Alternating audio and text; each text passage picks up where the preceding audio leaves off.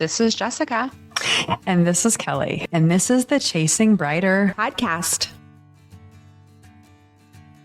Hi, everyone. We are continuing our Happy and Healthy for the Holidays series on Chasing Brighter. And in today's episode, we're going to be talking about managing and letting go of the shoulds. During the holiday season, although it's a really fun time of year, it can also be stressful.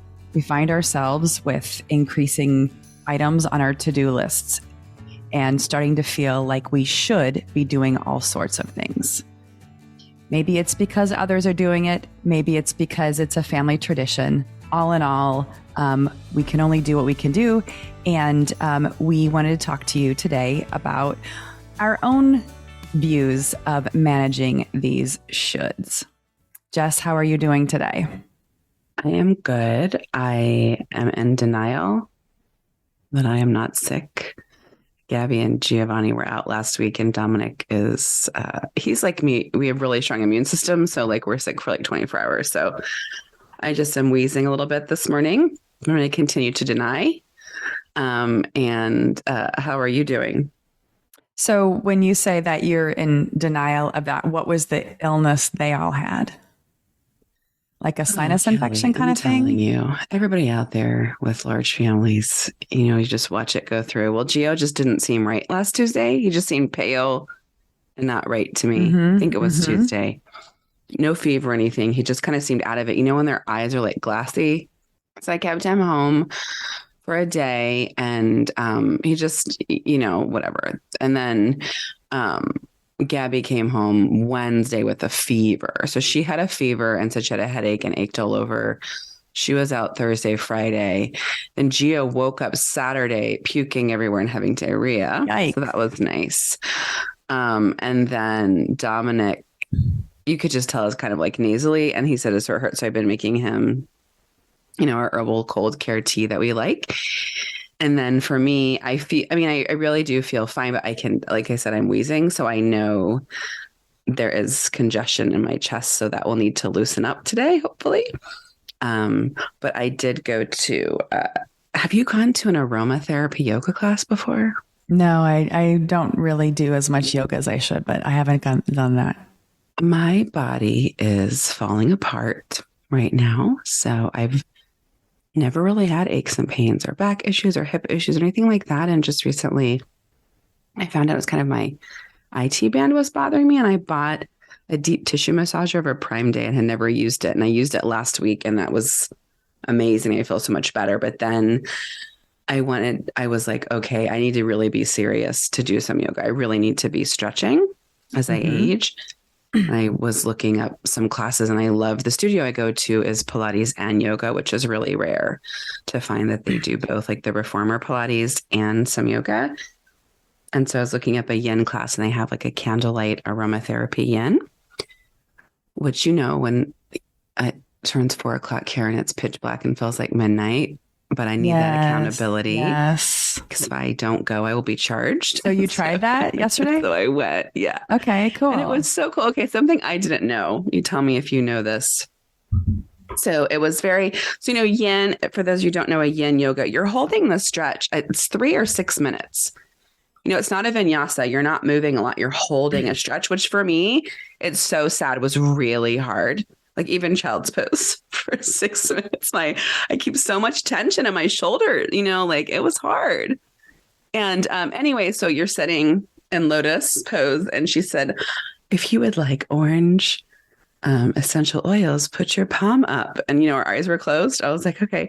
Part of me was like, if I keep my palm closed, will she offer me a different oil? Right. Like, is this oils? My only choice? Like I need to see what else I can get. You were layering oils. I don't know what's happening. So I put my palm up and then she said, rub your hands. I don't know if you've done this, but anyways, you rub your hands together and then hold your hands in front of your nose and mouth and then breathe. It was like, breathe 6 breaths. Okay. And then she was saying like what the orange extract or orange peel or whatever, like all the benefits of it and everything.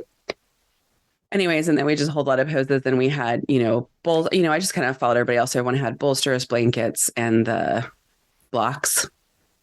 Was this an hour-long class? Or? Yeah, it was an hour long. Okay. And it was even, when you sit up and forward fold, I was like, and I forward folded 1 inch, it's like, do you have 10 bolsters? Because this is about how far I can go. Just kind of realizing, I know you and I have both done yoga on and off since our 20s. So just to kind of see where my 40-year-old body is, and 20-year-old Jessica probably could have got her nose to the ground. So, but I wasn't comparing to old Jessica. But anyways, that was really great. So I really wanted to start doing that once a week. So that was delightful. So anybody out there, if you can get a yin going so I came home and Gabby and Dom, they were like, what was it? What did you do? And so I turned off the lights and played yoga music and had them. I said, put your palm up. And then I had lavender and then I had them do it or whatever. Oh, that's cute, Jess. So I kind of come down and Gio was so funny. He's like, what else? What else? And he was trying to do all these crazy poses. I was like, nobody, it's like seriously child's play. It's not like parkour. Yeah. He was trying to do downward dog and all this stuff. But anyway, and then the other thing, I know you wanted to talk about your stuff, but I know with our Selfful Holidays episode, we talked about going out and doing things fun. Yeah. Activities you enjoy. So I was able to go check out that Bad Elf pop-up bar. It was at the Silverton Casino and the Shady Grove Lodge. I thought that area was just adorable. I thought the decorations were adorable. The cocktails were delightful and I had a really great time. So I would like to continue that tradition. And did you go out and do a few things this weekend? Trying to think of what we did. I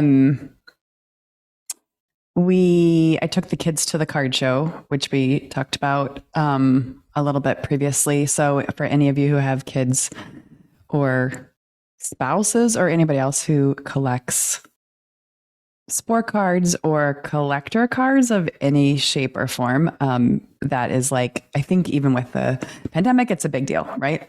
So we went to this card show and it was really interesting because it's like a thing, I don't really do a lot of things that you go to a venue with hobbies. But for the holidays, Brian and I went out to dinner at a restaurant and I noticed that everyone is decorating already for the holidays, which is kind of, I think it's fun and festive. Is that controversial for you, or are you fine with decorations before Thanksgiving? I'm fine with it. I'm surprised at how much it's there. I remember like with the shutdown and with COVID, I think a lot of people got really into decorations. And so I'm noticing that that's happening now. Thanksgiving this year is the earliest it could possibly be because it's always the last Thursday of the month. And so the earliest that would ever happen to be is the 24th.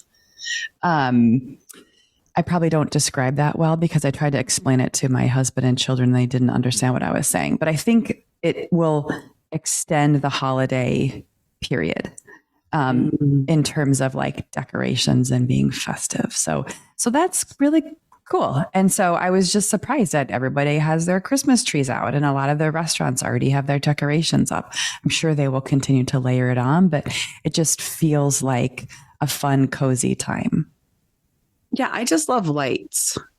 I don't know. I think lights make things cozy, right? And yeah, and just the Christmas tree, like the glow off the tree. Yeah, yeah. So today we're going to be talking about the shoulds of the holiday season. And as you and I were researching and putting together blog posts about it, I thought it was interesting that you and I, each have kind of a different interpretation, of what the shoulds look like. And so I know we discussed that it would be cool to just talk about our own experiences and, any recommendations we might have for people who are still really struggling with the shoulds, Absolutely. For me, I think I had read something a long time ago for work. It was a book about anxiety. And it said that should indicates that there's a right or a wrong, right? And there is black and white thinking, and that highlights a rigidity in your thought process that can lead to dysfunction. So that's what I think of when I think of shoulds. It's kind of like black and white, like if I were like, you should put your kids to bed at whatever time. It's like as if there's like this exact time. There's a book that says, oh, this is the exact thing you're supposed to do with your children. And I think should doesn't align with what we really want. And I think should really is kind of about criticism about yourself or criticism about others. What are your thoughts as you've researched the should?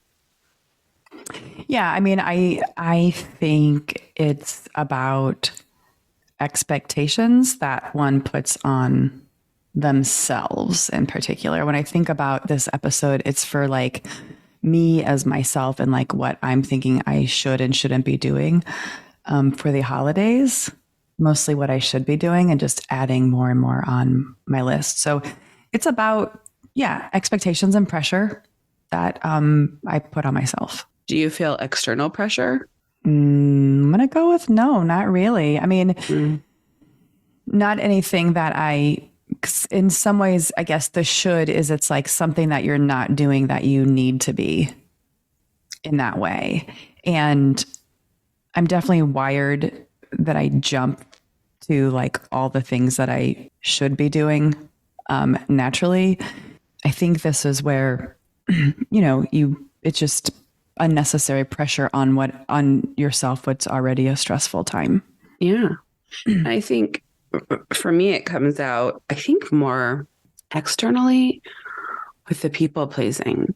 Like I think particularly in the past, a lot of guilt of saying no, or a lot of thinking like, is that person going to be okay if I don't do that?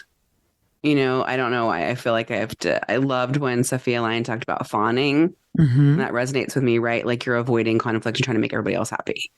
So it would be like, oh, why don't you, come over? Or like, no one's having anything. So we'll host we'll host this and we'll host that because they don't have family in town. Or look at so-and-so, I know that they just experienced a divorce, so let's invite them, right? It's like all of this caring for everyone. So my shows are like, oh, I should see that they're okay. I should buy that person a gift. I should say, yes, I should go over there. I should go there. And so that's how it's played out for me. That's interesting. Right? Yeah, I think for me, it's about time management. It's about it's not external pressure. It's pressure I'm putting on myself. Like whether it's needing to do a family portrait for your Christmas card or even get my Christmas cards out before Christmas. Nobody's putting that pressure on me but myself, getting all my holiday shopping done in time, while trying to work, while trying to manage, the kids and their schedules. It's undue pressure. So it leads to a lot of stress and anxiety for me. And, I think in this research, what I kind of focused on is like, what can I do as a person who tends to put pressure on myself that really nobody cares about. Nobody's like, where's your Christmas card before Christmas? Nobody's like, right. You need to have a family portrait.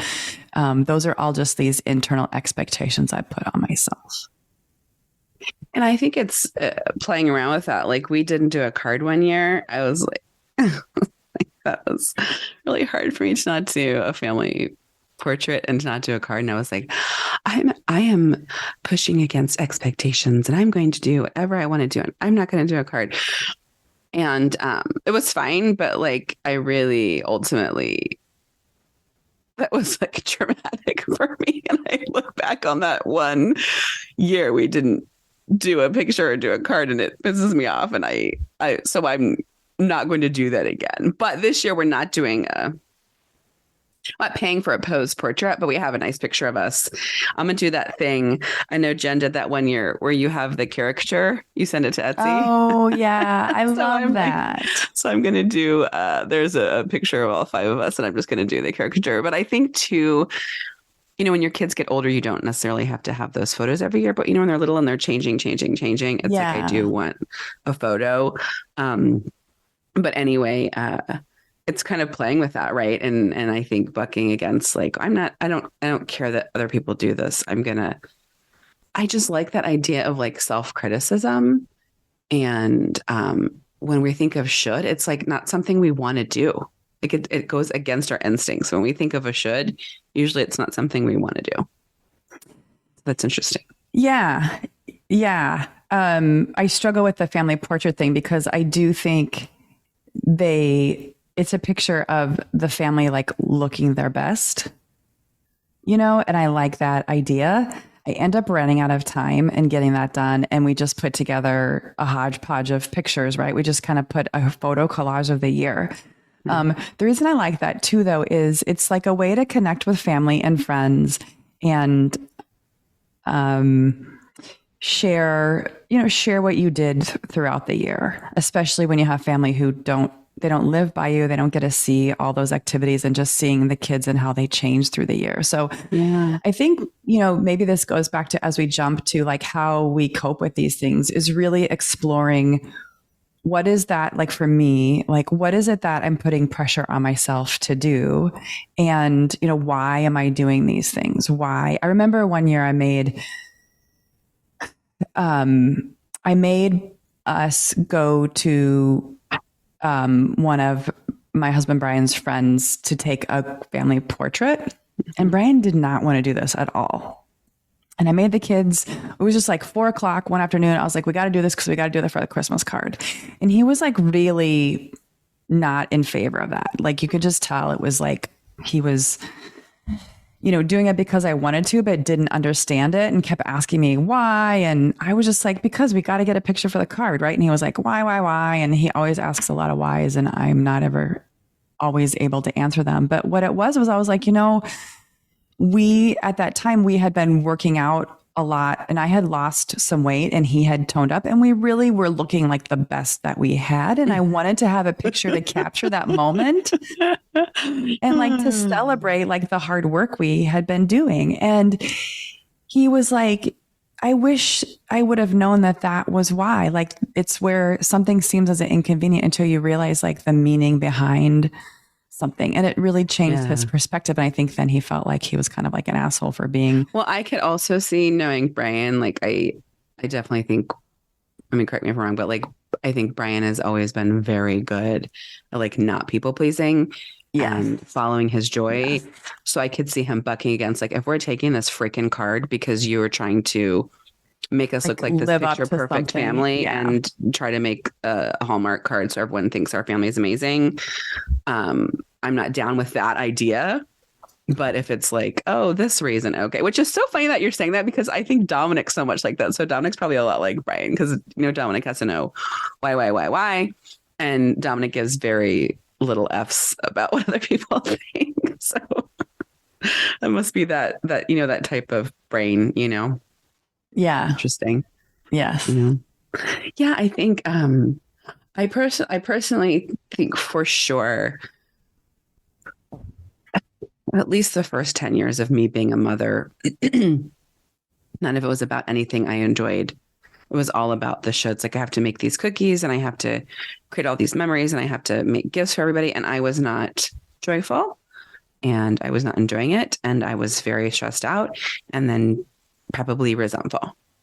And so as the years have gone by and I've been able to engage in self-care and it's like you're just trimming and cutting, like, oh, I do like this, I don't like this, why am I doing? I think that's such a great, I don't know, it's kind of profound. What you're saying is asking the why, like why am I doing this? And if your answer isn't because I enjoy it, then it's kind of like maybe you need to reconsider doing it. What are your thoughts on that? It's that mindful, living in a mindful MO, right? Where it's like everything you're doing with purpose, versus something that you're just doing because you think you need to do it.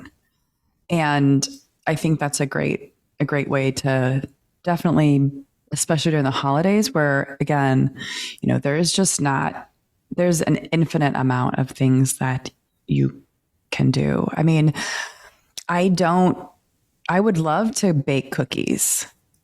I haven't. And I end up reducing my to-do list toward the end.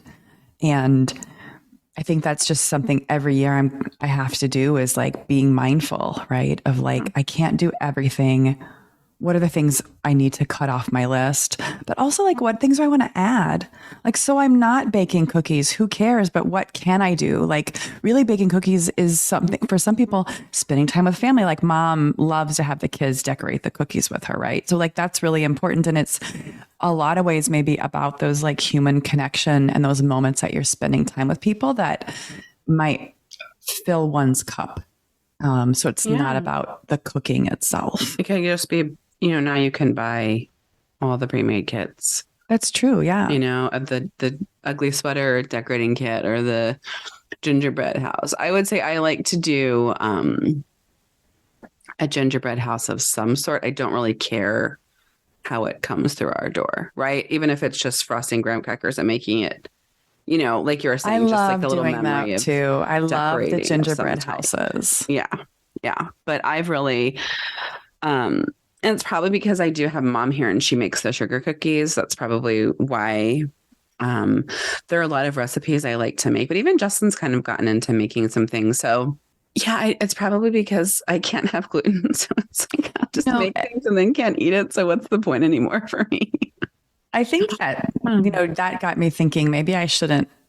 It is silly to buy the decorating. And so actually, before I explain this, I think this is where, we all can spend some time in our downtime kind of exploring the shoulds, right? And kind of thinking through and whittling down. And I think it's great when it's like you're talking to a person, like we're having this conversation. For example, I always buy the gingerbread kits, which are $5 to $10 each. The kids decorate them and then they sit on a table until they're like dried and crusty and falling apart, at which point you eventually trash them, right?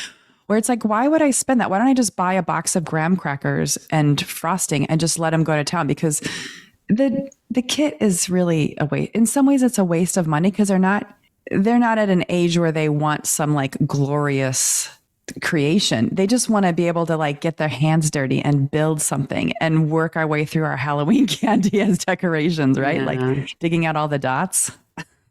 Yeah. Yeah. Well, and my kids pick off the candy.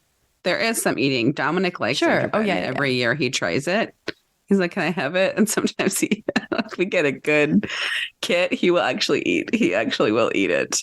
But it does sit out, but it's like that's make funny. A little village. I remember, think about everything a kid does. Doesn't it just sit out for a little while? Like, oh, you made this in art class. Let's hang it up for 5 minutes. I don't know. I feel like that's so much of all the kid stuff, right? Is it just sits out for a little bit? We can celebrate. Yay, look at your creativity. And then it will disappear at night. We won't talk about where it went. Right. Yes, exactly. It disappears. And then once in a great while, right? Like 10% of the time, they're like, hey, where did my cardboard house go? Yeah. After weeks of time. I was like, I'm not quite sure. Let me ask Dad. And hopefully they forget it. So the other thing that with the shoulds on Christmas, one of the things that I put a lot of pressure on myself is even around gift giving, whether it's making sure I'm spending enough, thinking about who I should or shouldn't buy gifts for, making sure they're gifts that they like, and, really kind of managing through some of that should stuff. Yeah. Do you have that, Jess, when it comes to gift? I've simplified, if this makes sense, and I've let go. I think as a Girl Scout leader and when Justin was a coach and people would give us gifts, I would be like, oh, that's so nice. I am an asshole. I never would think to give gifts to those people. So now I do. I feel like I give a lot of gifts.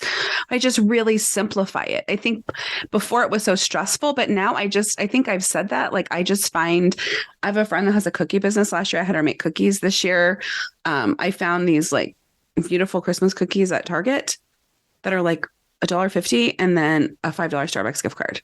And then I just put together, like I have so many children and so many teachers. I'm not doing elaborate, giant, crazy gifts or spending a ton of money because, they have the specialist classes. So Gio will have 6 teachers, Gabrielle will have 6 teachers. That's 18 gifts plus coaches and whatever. But I do want to use that time to say thank you. And so for me, I've just really simplified. So maybe for me, the should would be, it has to be this. Let's find what this person loves and like really give this unique and wonderful gift. I don't do that. I just like use my Cricut, make these little things, send out gift cards for those people. And then I do I like gift giving for I would say the most enjoyable probably is for you and mom. I don't know. So I think I think it's kind of like recognize you have a choice and pick like, oh, I really want to like spend time on this person. And for this person, like Brian always jokes, like when he comes Christmas here, he's like, oh, I get my annual hoodie.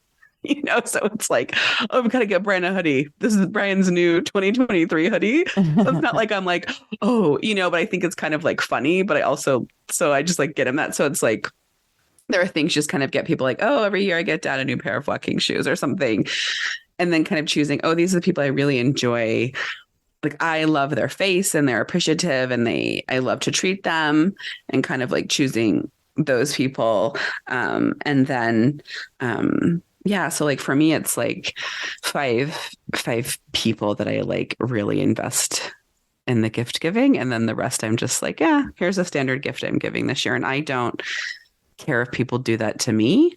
Do you care if people do that to you? Like I don't know, if you met your girlfriends for brunch and everybody got a mug with a cocoa bomb, would you be like, oh my gosh, she didn't give me this unique gift. She doesn't know who I am? Well, everyone's different. No, I don't try to be grateful just for people. It's like the thought that counts, right? That's always the thing. And I think when I read for even doing the research on this, it's like it's sort of on us to like thoughtfully choose a gift for others. How they react to that is out of our control. And so, if you're putting forth the effort to think about a gift, that's as far as it can go, and finding joy in that. And even if it is that hoodie for Brian, Brian likes the hoodie. So you find joy in the fact that he's not like ungrateful for so much joy. So joyful. I think about so much this. I mean, I think everything that we've been talking about in November, December kind of comes down to, but when you talked about JOMO, I just edited that reel. And like the joy of missing out, and just kind of recognizing, like, I think the shoulds are a lot of FOMO, right? I think a should is fear-based. I really do. And so instead of like reacting and engaging in things based on fear, how can you look at it and from joy, from a joyful perspective, and not fear-based? Does that make sense? Yeah. Yeah. And I think just focusing on enjoyment, whatever that is. Again, I think about, for myself, in order to do that, like I need to really spend more quiet time, right? Focusing on your goals and priorities. Yeah. And like thinking about like what is bringing me joy or what isn't, and start to kind of work through managing that. I mean, everyone has a to-do list. If you don't have one, which I actually need to build a Christmas to-do list, because part of my research was like that. I think that will reduce stress and anxiety of like adding things or forgetting things, just making sure you have that list. But I just think of those moments where you can spend time to be grateful for whatever it is, and experiencing this holiday season, instead of focusing also on like not letting your to-do list get out of hand and you're just checking boxes too. Yeah, I think when you haven't pinpointed it, anxiety a lot of times is a fear of the unknown. So it's just this cloud hanging over you. But if you can kind of identify and write it all out, I could see how that would really reduce stress and anxiety, because you would be able to kind of name it. Yeah. I think we've talked about this so much this time of year, setting boundaries. And I think part of that is also like avoid making excuses. You don't have to tell everybody. You know what I'm saying by making excuses? Like, oh, I'd go, but I'm not. But we have this and we've been really stressed and blah, blah, blah. I think it's just kind of saying, I've never talked about this before, but like, that's not going to work for me. Oh, send everybody my regards. Send everybody my regards. We're not gonna be able to make it. Instead of having to like make all these excuses. What a life. You get invited to a lot of stuff. You're giving a lot of scenarios that you can't go places. I don't get invited to anything. This is past. This is definitely from the past. Like that's what we talk about. We talk about JOMO, where it's like, I have like 2 friends now. You whittled them down. That's right. Right. I think for me, it's like just wanting to like do all the holiday stuff, like go to see a show and go to the zoo lights and go to all the things, go, and have the house decorated and all the things. And you can't do all of those things, and just spending time with family is what's important to me. So it's really kind of like you were saying, putting together those priorities. Yeah, you have a choice. I think the other thing too, we're really busy and the kids really enjoy their downtime. And the kids don't tell me they're bored at home, right? Like we can leave right now and go to a restaurant and I can hear them saying I'm bored, but they don't say that at home because they're delighted to have downtime and be in their pajamas all day. And so I think when we talk about looking at your priorities and goals, or like asking the why, like, why do I want to do this? And does anybody else want to do it? And is it FOMO, or is it because that's so delightful for you? And so I think that's for me kind of asking the why. And in the past, it was definitely fear of missing out for sure. And so now it's like, I just want to engage in a couple old traditions and maybe check out something new. So I want to do like 3 holiday things with the family. How about for you? That's a great idea. I haven't sat down to think about the quantity of things to do. I really just want to do one holiday thing, I would say, and then everything else is kind of gravy. And, we're taking a trip, the boys and I are taking a trip to go back to see our family in Kansas City. So, I know that there's only so many weekends of the holiday season as well. And so I think I'm just trying to also kind of manage my own expectations about what I can do within that time and not feel too stressed out. It's also given the COVID situation and like cold and flu season, talking about staying healthy and not running yourself down too. Yeah. Right. Because if either of my children get COVID, they're home for 5 days, which I don't want to have happen either. Right. So it's like, I want to make sure that we're not trying to jam a lot of stuff in with late evenings during the week and all of that, which will come back to bite us. Yeah. I just want to keep it simple. Like I want to go to FLM. That's super awesome. Yeah. To that house that has the lights go with the music, and then maybe check out something new. Both of those 2 things are free. You sent me that immersive Nutcracker, but there was a glitch in their system. I couldn't. I bet you had said Area 15 at Illuminarium, but I was trying to look at like something like that, like the immersive Nutcracker, or we have something called like the Snow Globe and something called Enchanted. So maybe like one of those and then 2 little free, things. Yeah, that's really, really cool. It's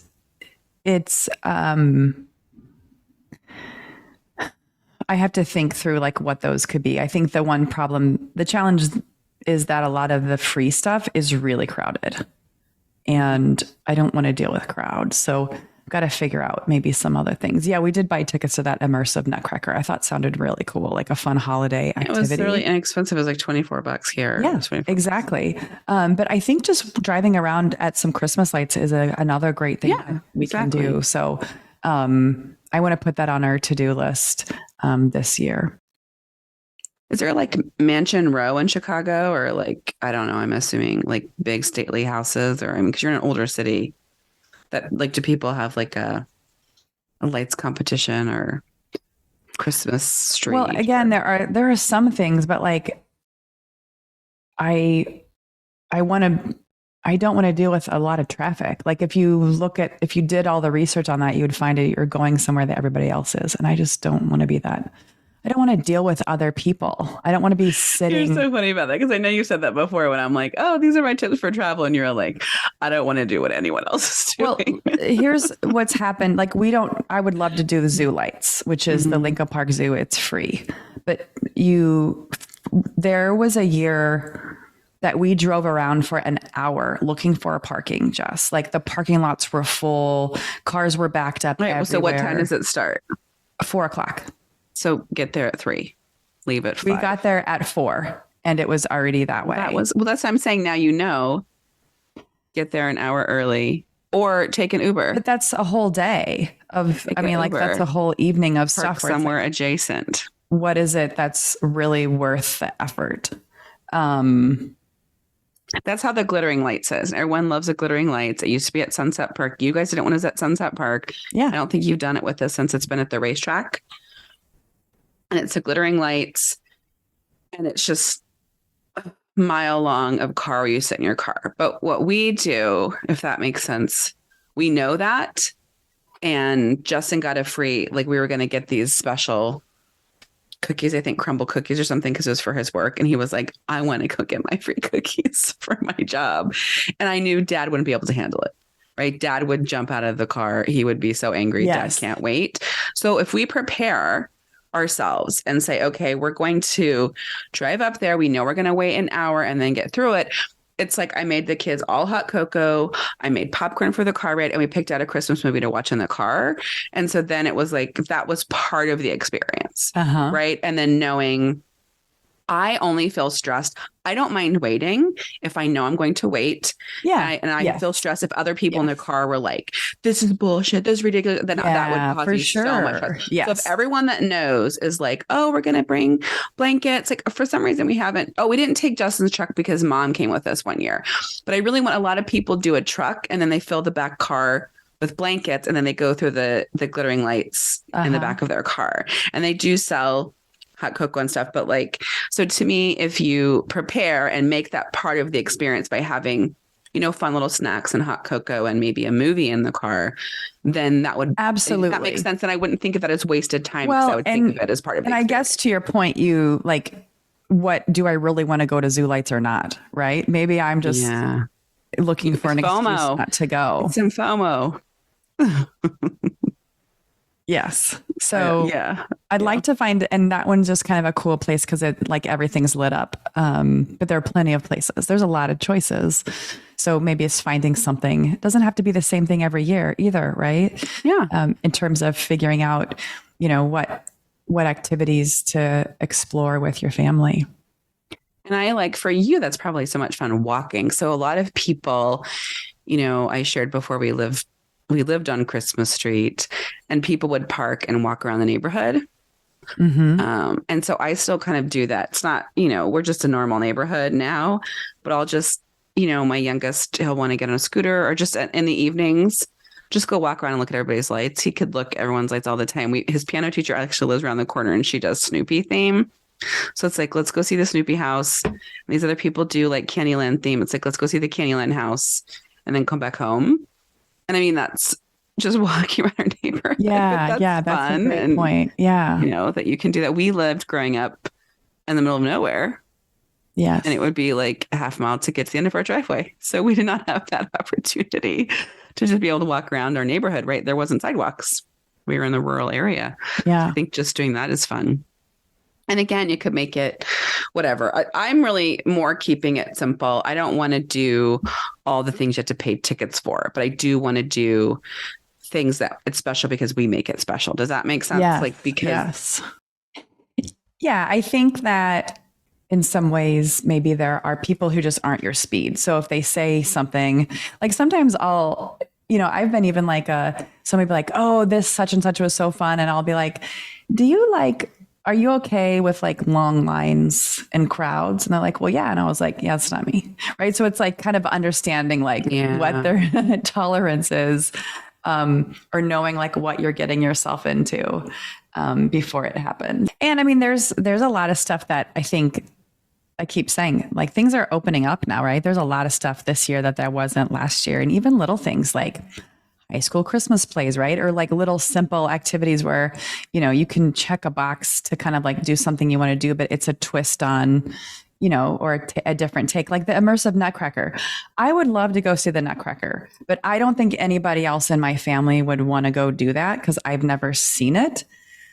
So the immersive Nutcracker is like it's just a a sensory kind of scene. Like I think it's the Nutcracker's like projected all over the walls. Yeah. You can kind of walk around. You have to sit. You can walk around and experience how you want. And like that's, one of those where it's like, okay, that's sort of a take on the Nutcracker. It's a holiday activity.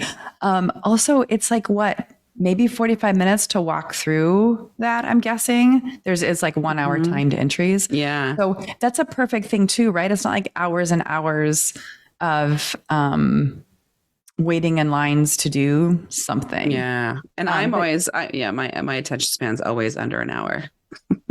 So it's like figuring out what you want to do. There's some things you go to, like you're going to go to Six Flags or you go somewhere, you're like, I know I'm going to be in lines. I'm fine. You're like mentally prepared for it, but that's important to you and you want to do it. Right. Yeah. So it's like knowing what you're getting yourself into before you get there. Absolutely. So I guess I'm summarizing what I'm talking about by saying simplification. So for me, it's about your goals and priorities, exploring your why, and just really kind of simplifying it and cutting things and slashing things to make it something that is just like little tiny simple things.